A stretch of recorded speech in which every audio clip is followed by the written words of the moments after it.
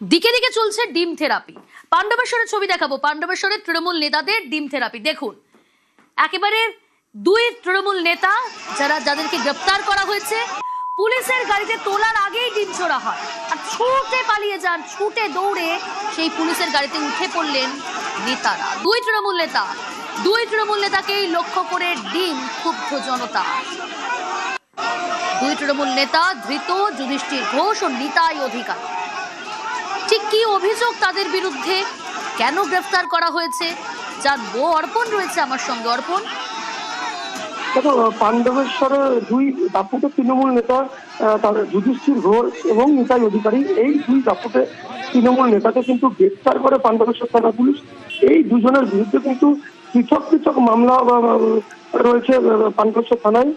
যুধিষ্ঠির ঘোষ, তার নামে যে অভিযোগ রয়েছে যে বিভিন্ন জায়গায় তোলাবাজি এবং বালি কারবারের সাথে যুক্ত, অবৈধ বালি কারবারের সাথে যুক্ত থাকার অভিযোগে যুধিষ্ঠির ঘোষকে গ্রেফতার করা হয়।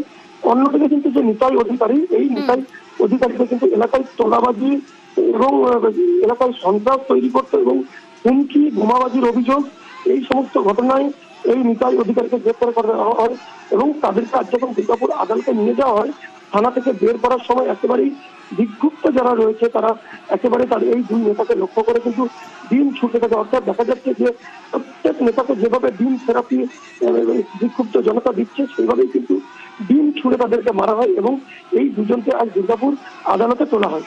বেশ।